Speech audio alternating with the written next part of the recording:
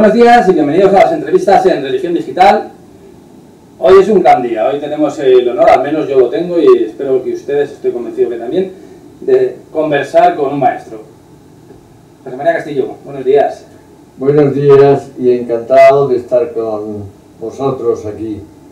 Un hombre que no necesita que hagamos pruebas de sonido porque ya le ven la voz rotunda y recia que tiene. José María Castillo es un maestro de teólogos y es un maestro para los que, sin ser teólogos, queremos aprender algo de la Iglesia y aprender que en la Iglesia se tiene que estar, pero también se tiene que participar, pese a quien pese. Tú tienes una historia fecunda en ese sentido, tanto de creación literaria, teológica, como de saber que a veces hay que levantar la voz, pese a lo que pese a por supuesto. Los años primeros de la apertura, en la década de los 60, cuando yo estaba en Roma haciendo la tesis, que eran los años del concilio, después los años 70, que fueron años del tardo franquismo y la confrontación con la Iglesia, todo lo que aquello supuso. Luego los 80, la restauración. Los 80, la restauración de Juan Pablo II y las víctimas que caímos en aquel tiempo. Bueno, no sé si yo me puedo considerar víctima, pero de hecho a mí me apartaron de la docencia oficial de la teología, tuve que emigrar a Latinoamérica a partir del asesinato, del martirio de los jesuitas en la UCA. Vamos a celebrar, no sé si se puede decir celebrar, bueno, celebrar la vida. Sí, el recuerdo, la memoria 25 años. de aquellos hombres verdaderamente ejemplares y heroicos.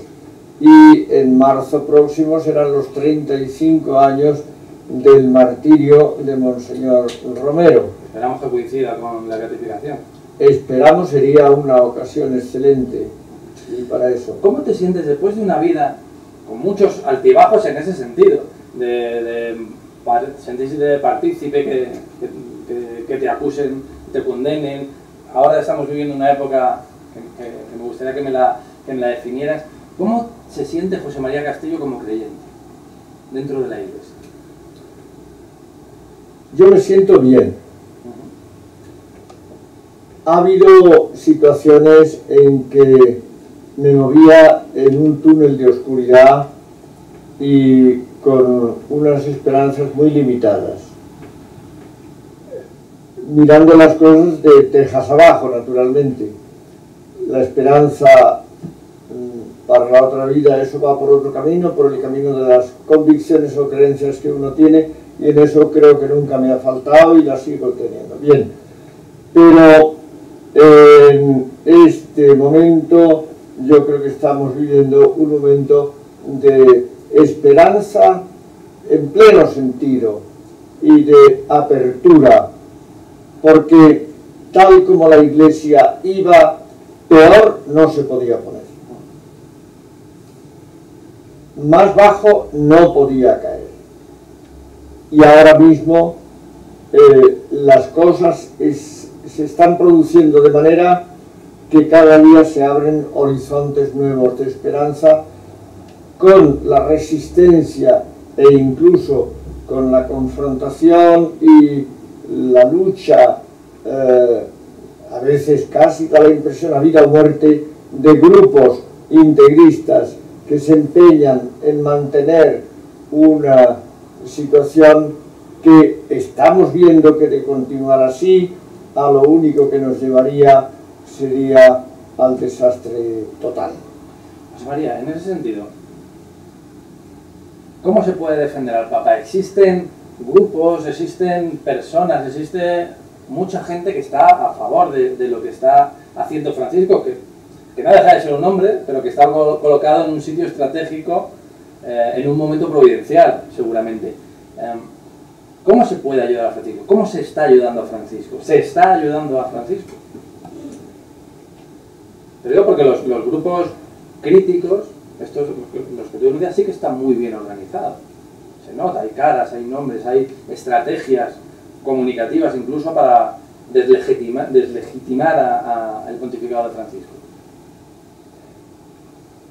Sí, eso es cierto, y Francisco tiene, no hay que ocultarlo, ni tenemos por qué ocultarlo, y conviene que la gente lo sepa, que incluso dentro de la Curia Vaticana, Francisco tiene una oposición importante. Pero una oposición que ya incluso el Papa emérito Benedicto XVI ha dejado patente que es ilícita, ilegal y que no va a ninguna parte. Porque los 5 cardenales que durante el sínodo acudieron a Benedicto XVI para pedir que interviniera porque Francisco era poco menos que un peligro mortal para la Iglesia, Benedicto XVI les dijo, atención señores, aquí el Papa ahora mismo es Francisco. Y apenas salieron aquellos hombres del despacho del Benedicto XVI, le puso una nota diciéndole, cuidado, que estos han venido aquí con estas pretensiones. De modo que eso es cierto, que tiene esa dificultad y esos, digamos, esas resistencias. Pero mucho más verdad que eso es que el Papa ha encontrado una acogida mundial porque la gente lo siente, se lo argumenten o no se lo argumenten, les den o no les den razones, argumentos, disquisiciones, teologías, filosofías, lo que se quiera. La gente siente, percibe en su vida que en Francisco hayan la respuesta que estaban buscando y que no encontraron. Una respuesta, por otra parte, que ni la economía, ni la política, ni el pensamiento abstracto especulativo de este momento la está ofreciendo. Y sin embargo, este hombre, que muchos intelectuales lo consideran de segunda o de tercera fila, porque no es un pensador especulativo, como la de Ratzinger, pero bueno, tampoco la tenía Juan Pablo II. Bueno, claro, sin embargo, este hombre tiene algo que es mucho más fundamental que todas las formas de pensamiento, y es la sintonía con lo que el pueblo, la gente necesita. Que esa fue la gran genialidad de Jesús en el Evangelio.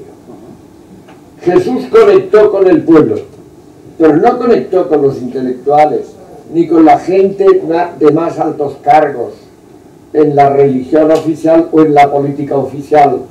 Jesús conectó con la gente sencilla, con la gente necesitada, con los vagabundos de los caminos, con los que se consideraban excluidos, marginados.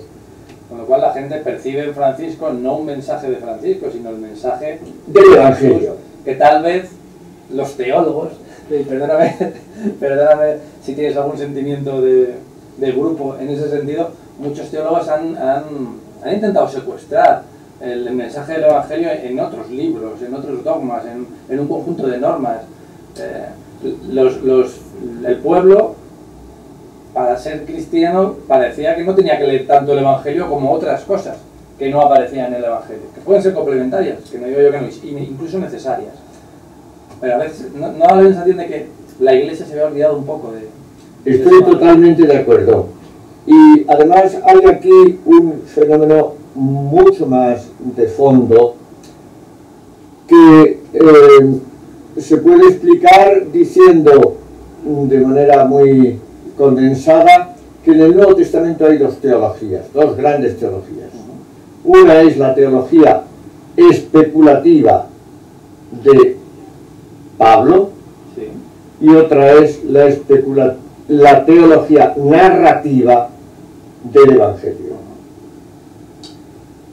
Pablo conoció al resucitado, pero no conoció al Jesús terreno.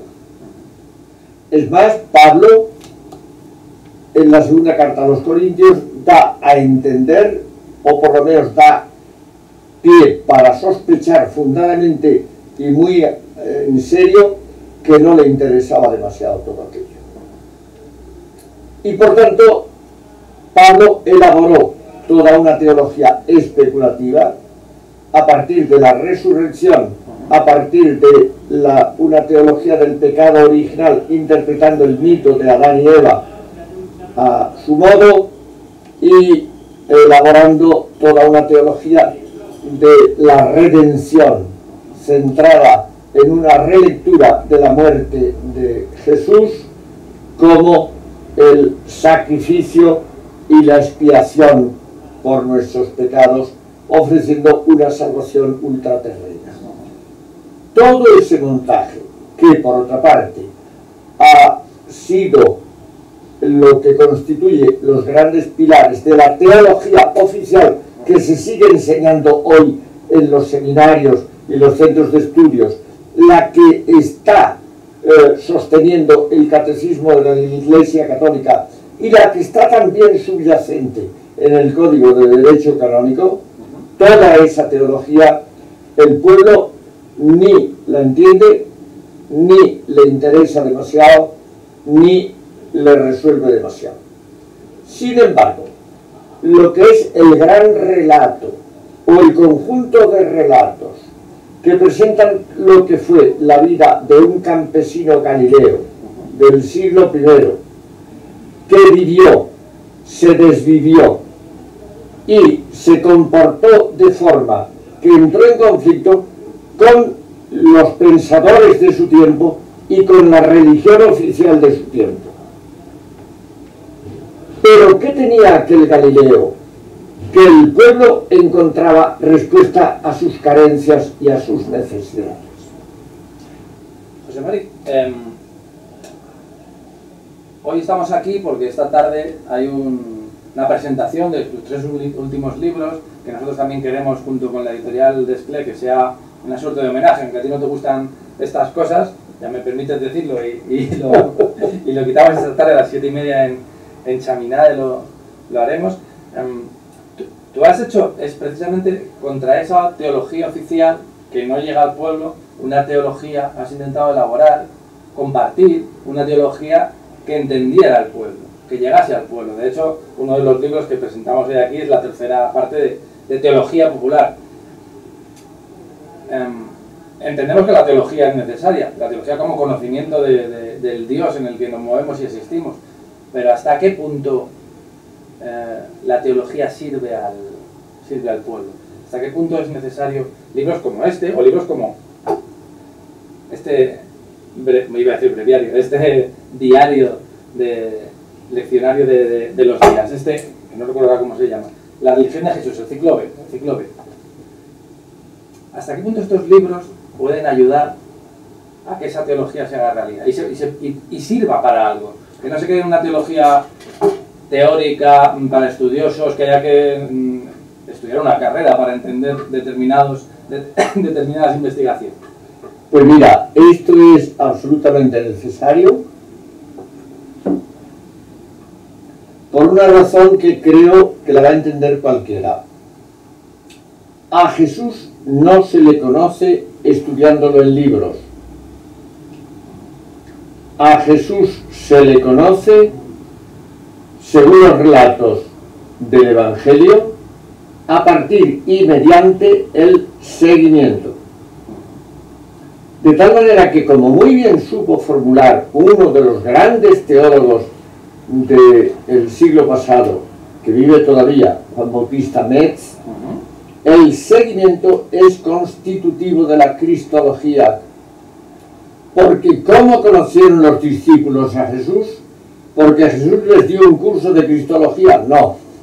Porque les dijo, veníos conmigo, vivís conmigo, y compartiendo la vida conmigo, aprendéis quién soy yo, y aprendiendo quién soy yo, aprendéis quién es Dios y cómo es Dios. Nada menos que esto.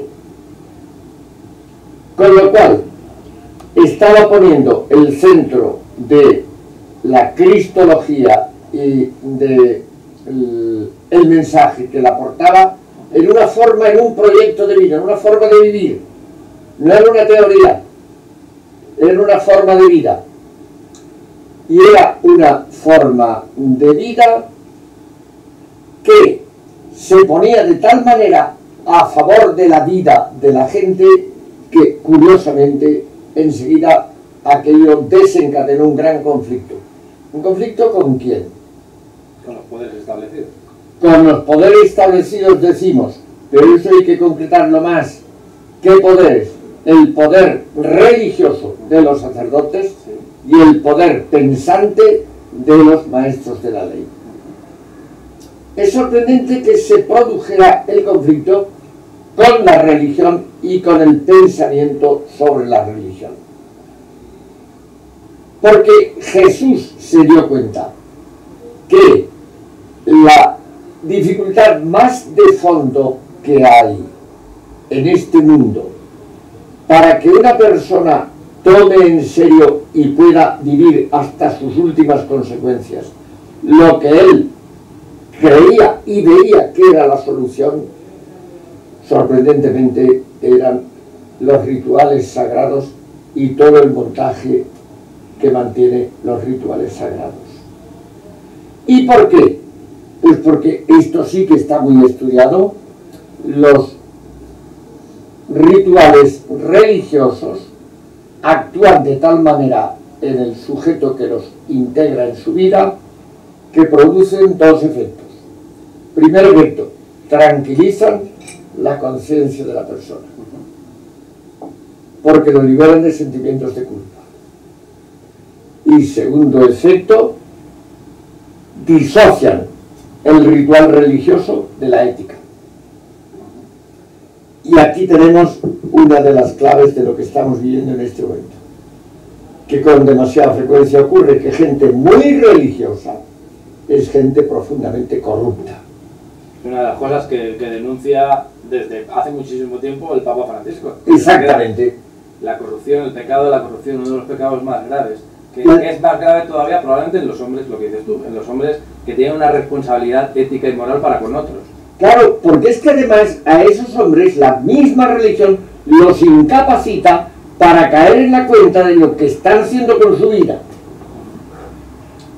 Y lo estamos viendo en estos días, tú lo sabes, te está tocando vivirlo, lamentablemente, nos está tocando vivirlo de cerca. El caso de los abusos de Granada, que más allá del abuso a menores, denota una inmoralidad, una corrupción en el sentido de no puede pasarme nada, soy casi más que Dios, puedo hacer lo que quiera con chicos, puedo hacer lo que quiera con todo. ¿Cómo estáis, concretando o sin concretar, cómo se vive en ese tipo de discursos?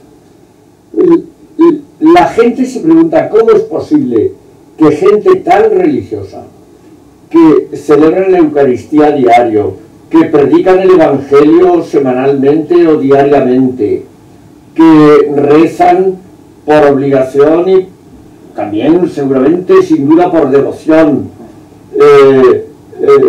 tantas veces y tantas cosas en este sentido, que eso sea armonizable y se haga conciliable con conductas tan profundamente corruptas y tan profundamente indecentes. Y se hace, y no ocurre en un caso aislado o en dos o en tres, ocurre en muchos más casos de lo que nos imaginamos. Ahora hemos tenido este asunto desagradable de Granada, pero está pasando hace muchísimo tiempo, cualquiera sabe desde cuándo, y mucho más de lo que la gente se imagina. ¿Cómo luchamos desde la Iglesia contra esa corrupción? Bueno, contra la corrupción. A mí me parece que en esto la Iglesia ha, lo voy a decir muy claramente, ha procedido mal. Y ha procedido mal, primero porque lo ha ocultado. Segundo, porque todo el sistema eclesiástico, que es fundamentalmente un sistema de rituales y de ceremoniales sagrados en los que la Iglesia es intolerante, si hay un cura no pone las velas encendidas, o no se lava la punta de los dedos en la misa, o no se pone un ornamento sagrado, le llaman la atención enseguida, le vendrá un toque de atención de la curia o de Roma. Si ese cura hace cosas de este tipo, si las sabe ocultar y incluso aunque haya sospechas, esas sospechas se tapan. Yo puedo decir, el primer destino que yo tuve como jesuita, que he sido jesuita más de 50 años, el primer destino que yo tuve en cuanto terminé el noviciado, porque yo entré de sacerdote, que fue el año 58 del siglo XX, fue a un seminario menor de una diócesis española, que lo habían tenido que empezar a dirigir deprisa y corriendo como solución de emergencia unos cuantos jesuitas a los que el obispo llamó. ¿Por qué? Pues porque el rector del seminario había abusado, ni se sabía de cuántos chiquillos y adolescentes de aquel seminario. Y lo notable es que yo llego a la ciudad aquella y el rector aquel seguía de canónigo y hombre reconocido, y hombre... Por otra parte, y al mismo tiempo, era el tema la comidilla, de la que se hablaba constantemente, las barberías, en las tabernas, en el mercado, la gente, donde había 3 o 4 personas estaban hablando de aquel tema repugnante. Y quiero insistir en una cosa que es tremenda, el daño que se les hace a las víctimas de este asunto. El doble daño, porque está el daño de los abusos y el daño del silencio y de esa iglesia que debe ser madre y que se convierte en madrastra. Claro, y yo estaba allí en el seminario y con bastante frecuencia nos llegaban notas que venían, o cartas o documentos que venían de Roma, insistiendo en que se tuviera exquisito cuidado, que no se supiera nada, que no se dijera nada, que no se informara de nada, que no se filtrara nada. Claro, teniendo el silencio asegurado, teniendo el prestigio garantizado y teniendo el perdón de Dios asegurado, porque digo misa, rezo lo que me manda el confesor o lo que sea, la impunidad. Pues claro, entonces todo eso era fomentar y favorecer que aquello siguiera adelante. Entonces, ¿hasta dónde llegó aquello y qué límites pudo alcanzar? No quiero ni pensar. Porque desde luego yo creo que puede ser mucho más de lo que nos imaginamos. Y quiero de paso decir una cosa, que no pensemos que esto es solo cosa de curas. Porque si esto lo oye o lo lee quien sea, que sepa que esto es un fenómeno mucho más generalizado de lo que podemos ni imaginar. Lo que ocurre es que, ante todo, el chiquillo o la chica que sufre como víctima las consecuencias de esta agresión brutal, queda de tal manera traumatizada para el resto de su vida hasta que se muera, que ya quedan rotos por dentro. Y no hablo de memoria, he tenido lastimosamente y desgraciadamente que tratar muchos casos de estos, con las víctimas, y también a veces con los agresores. Pero claro, nos encontrábamos en una situación en que no se nos prohibía desde dentro de la institución. Es verdad que hoy, tal como veo las cosas, si yo me hubiera encontrado en aquella situación en aquellos años, desde luego lo primero que hago es irme de la institución, porque digo, esto es una fábrica de podredumbre. También es verdad que en la época de la que tú hablas, la justicia civil tampoco tenía las seguridades que tiene ahora. Estamos hablando del pleno franquismo, de la etapa más dura. Claro, es que yo ni sé cómo estaba redactado el Código Penal en aquel tiempo. Claro. Hoy, José María, claro, en Roma sí que están cambiando las cosas. En Roma ya no se tapan este tipo de asuntos. Es el propio Papa en estos casos que estamos hablando, el que sale a la palestra primero a cuidar de esa oveja que está sufriendo, a recogerla para que no se vaya del rebaño, a ofrecerle todo el cariño y después ayudarla a que presente la denuncia y forzar a la diócesis a que investigue. Bueno, lo has dicho perfectamente. Primero, que se haga público. Segundo, que se denuncie. Tercero, avisar a la diócesis la obligación que tiene de actuar de esa manera. Es decir, poner el aparato jurídico legal en marcha. Porque aquí ya no estamos hablando de un pecado, estamos hablando de un delito. Y lo que no acaba de entrar en la cabeza de mucha gente de iglesia y de sacristía es que los pecados se pueden arreglar con actos religiosos, penitenciales, tirándose por el suelo, yéndose a un confesor o a 70 confesores, lo que haga falta. Pero con eso no se resuelve el tema del delito. Es que estamos hablando de un delito, y el delito, eso se arregla en el juzgado. Y si es preciso, en la cárcel. O si es preciso, pagando las consecuencias que la legislación pertinente establezca a ese respecto. Y aquí lo que a mí más, por una parte me impresiona, pero por otra parte me da más esperanza, es que la genialidad, la honradez, la honestidad, la coherencia y la suerte que tenemos con este Papa, el Papa Francisco, es que ha sido y está siendo valiente, coherente y decidido, de tal manera que no es, como dicen algunos, apunta a una renovación. No, es que la renovación básica ya ha comenzado, ya está en marcha. Lo que pasa es que un mastodonte como la Iglesia, con más de 1.000 millones de fieles, con tantos miles y miles de clérigos y de monjas y de frailes y de toda clase de gentes religiosas, teniendo en cuenta lo que he explicado antes, porque eso me impresiona mucho, gente que practica mucho los rituales religiosos, yo no digo que sean malos, son necesarios, pero que tengan mucho cuidado con eso, que no se justifiquen con eso para legitimar ciertas conductas que no se pueden legitimar. Una de las cosas que más han impresionado en este caso es que desde algunos sectores se ha hecho más hincapié en denunciar los ataques, supuestos ataques contra la figura del arzobispo, que en denunciar los propios abusos. Claro, pero si es que el absurdo es que parece que la víctima era el arzobispo, cuando en realidad las víctimas son otras muy distintas. ¿Qué crees que debería hacer el arzobispo de Granada? ¿O qué crees que debería hacer Roma con el arzobispo de Granada? Pues tanto el arzobispo irse como Roma, si no se va al arzobispo, llevárselo. Además, quiero decir una cosa que quiero explicar y que me parece muy importante.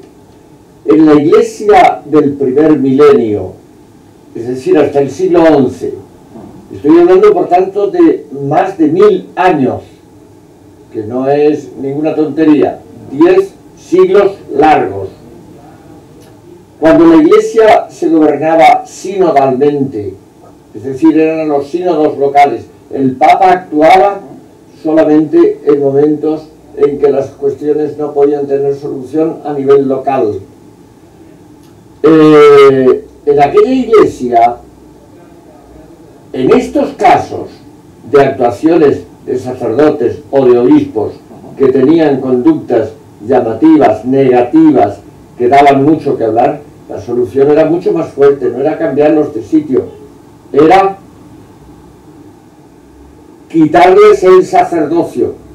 Y no estoy hablando retóricamente, ni estoy exagerando, es que de esto hay estudios muy bien hechos, muy bien documentados, y yo puedo garantizar que me pasé más de 6 meses para hacer un solo artículo de los sínodos de la Iglesia Latina en el primer milenio, y todos coincidían en que cuando había un asunto de estos, ya fuera relacionado con el sexo, relacionado con el ejercicio del poder, relacionado con el dinero, ese tipo de asuntos, inmediatamente la fórmula era laica communicazione contentus, Que se contente con la... Que se limite a comulgar como laico. Y por tanto es que le quitaban el sacerdocio. Y los verbos privar, suprimir, expulsar, quitar. ¿Por qué? Porque entre otras cosas en aquel tiempo no existía todavía ninguna teología sobre el carácter. Eso de que hay 3 sacramentos que imprimen carácter. Eso no sabemos qué carácter es el que queda impreso, ¿no? Eso fue en el siglo XII y con diversas teorías que nunca se han aclarado ni están claras todavía. Ni se sabe en qué consiste eso del carácter. Y por tanto hay quien dice que es lo más probable, y por lo menos lo que dijo el Concilio de Trento, que hay 3 sacramentos que solo se pueden administrar una vez en la vida. Bueno, el bautismo, la confirmación y el orden. Pero en aquel tiempo ni eso. Y por tanto incluso había rituales de reordenación, por algunos de aquellos cuando había hecho la penitencia correspondiente, si quería volver, pues lo tenía que ordenar de nuevo, porque estaban convencidos de que es que lo habían degradado hasta quedarse sin ordenación ninguna. Tenemos que terminar, José Mari. Ahora dejamos así a nuestros oyentes con el regusto para que esta tarde puedan escucharte junto a Reyes Mate, junto a José Manuel Vidal, también con Manuel Guerrero de Desclé, a las 7:30 en el Chaminade. Lo último de este tema, si te parece cerramos. Dices lo que debería hacerse era que o bien el obispo renunciara o bien que Roma le hiciera renunciar. ¿Qué es lo que crees que va a pasar? No lo que debería. ¿Qué crees que va a pasar? A mí no me extrañaría, y creo que es más probable, si es que pasa algo, que sea una decisión que viene de Roma. Con eso nos lo has dicho todo. Esta tarde te esperamos. Guárdate algo para esta tarde, José María. Siempre es un placer, es un lujo aquí en Granada, en cualquier sitio donde nos encontramos, que llevan unos cuantos años y esperemos que sean mucho más. Muchas gracias por todo. Gracias a vosotros y gracias por el bien que estáis haciendo en España, en América Latina y en tantos otros sitios que ni imaginamos a dónde. Y sé que llega, por ejemplo, a mí de California me ha escrito gente entusiasmada con lo que leen y encuentran en Religión Digital. Entre otras cosas, gracias a gente como tú que nos ayudáis a hacer un buen trabajo. Muchas gracias, José María. Y a ustedes, pues les esperamos en nuevas ediciones de las entrevistas en Religión Digital. Vengan esta tarde al Chaminade. Buenos días.